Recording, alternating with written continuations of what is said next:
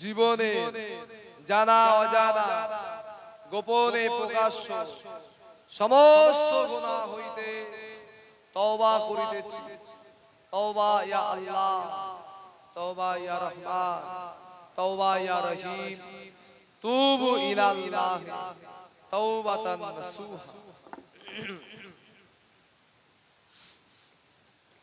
আউযু বিল্লাহি মিনাশ শাইতানির রাজীম। বিসমিল্লাহির রহমানির রহিম।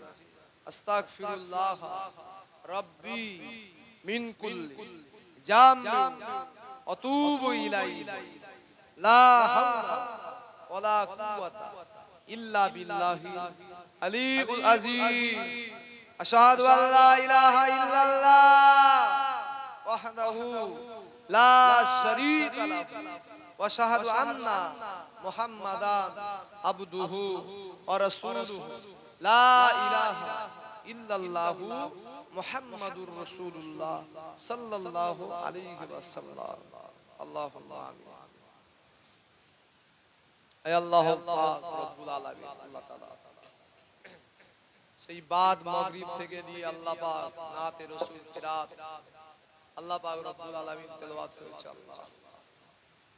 আল্লাহ পাক আমার পূর্বে আপনার আল্লাহ পাক এই এলাকার মহব্বতের মানুষ, এলাকারই মানুষ আল্লাহ পাক হুজুর তিনিও কিছু আলোচনা করেছিলেন।